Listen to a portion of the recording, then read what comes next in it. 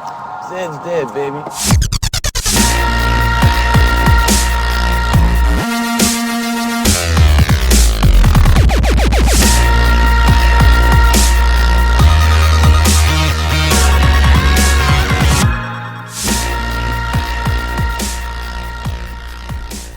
So yeah, that's happening.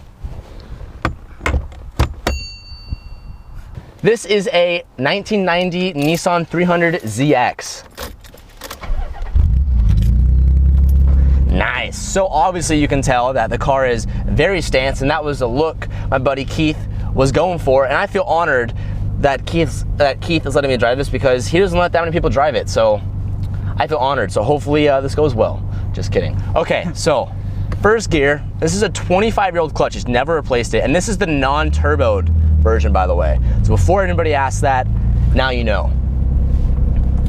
It actually came out of first gear a lot easier than I thought it would. It's kind of a heavy clutch, but the pedals on this feel so much different. Not weird, but like different, because obviously on the BRZ, shit is like a lot more modern feeling type thing. Obviously this car is stanced, and it looks beautiful in my opinion. And so suspension wise, he is on Megan coilovers, and it has the full sways, bushings. I'm not even gonna name everything because it has a lot of stuff done. But it is on Varstoin wheels, which I've been having a really hard time pronouncing that name, so I'm glad I got it done. And the low life is real, and you really have to be careful. So going over these bumps, I'm really starting to be careful.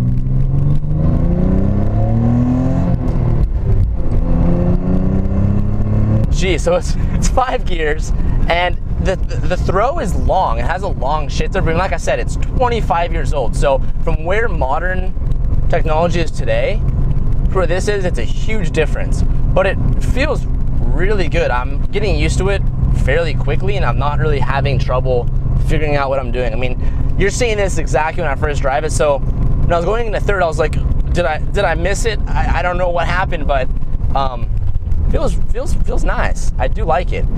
So the steering wheel is an NRG quick release wheel. It's like this mahogany color, which I always see them on cars, but I've never actually driven one. And I like how thin it is. It feels really nice and makes me feel like a race car because it's like the quick release stuff.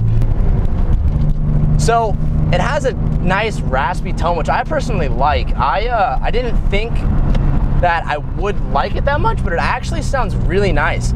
And the exhaust is basically a custom exhaust, and it has 2.5-inch H pipes, and it has its resonators gone, and it has the mufflers, but it's pretty much custom, and it sounds really good. Especially like when it's in the low RPMs and it's like just putting along. It almost reminded me of like an RB26 sound. Not the bold statement, but that's one of the first things I thought of. And the front of this car, it's literally a cockpit. It reminds me of kind of like the Supra. Oh God, that's something to get used to. It's like, when I say cockpit feel, it's like there's no like middle dash right here. It's like all your AC controls is almost on the tachometer, but it's off to the side, which again, styling from 25 years ago. But I am surprised that it does have power seats, and it does have power windows, and my BRZ doesn't even have power seats. Oh, and power mirrors for that matter. Heated mirrors too. And heated mirrors. So whenever I go to shows and I see my buddy Keith bring this car, literally everybody that walks by it stops and has to ask about it. It's probably one of the most popular cars at the meets that he goes to, and everything done on this car is done by him. So if you noticed when we were showing the interior, it's all black, and stock is not how it was whatsoever. He dyed the car himself, actually I think 2 or 3 weeks ago. So there's kind of a hint of like a dye scent in the car. It's very interesting, but it turned out really well. It looks really good. I feel like if I didn't tell you that it wasn't stock black, you would think it was.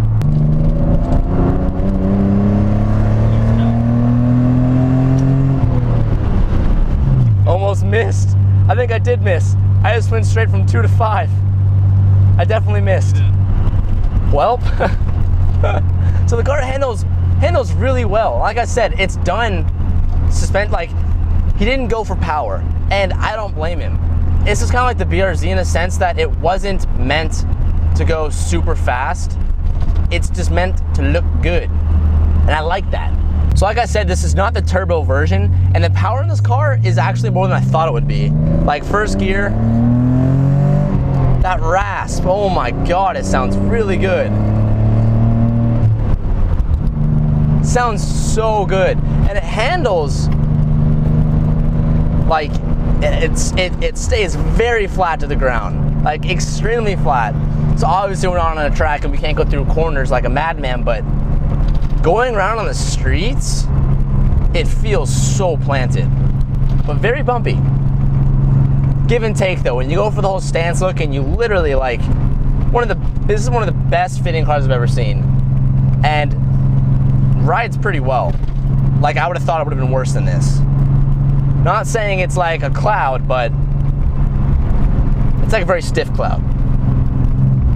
So as I'm going around driving it, I'm really getting used to it, and the shifter feels it's a lot longer of a throw, especially driving the BRZ when it's really notchy and really short. It's kind of like, whoa, really long. It reminded me of like the WRX, but now that I'm getting used to it, I really am starting to like it. And the steering wheel, I thought my hands would get sweaty on this, but they're not. I'm known for getting sweaty hands, so I was just kind of, oh, brakes, brakes, brakes, brakes. Brakes. Well, they work, but they feel like they're from a 25-year-old car. Obviously, the brakes have been replaced, but you know what I mean. That sounds so good. So talking about sound, the motor in this car is a VG30DE, making about 222 horsepower and 198 torque to the crank, and which is really similar to the BRZ. So it's kind of like the more I drive this car, the more I'm like actually like realizing, wow, this car is really similar to the BRZ in the way that actually the body itself and the way that it handles and the power, very, very similar. It's like long lost brothers meeting each other once again. You can follow this build on Instagram right here, and go ahead and give him a follow and get his car noticed, because it deserves a lot more attention than it already has.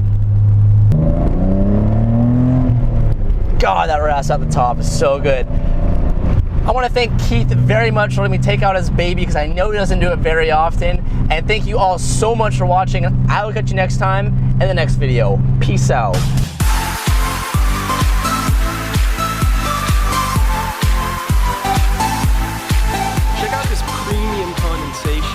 As much as this is a good thing, we're going to change it out. Here we have the new Tom's taillight. This is essentially Miley's new booty tube. Let's go install it.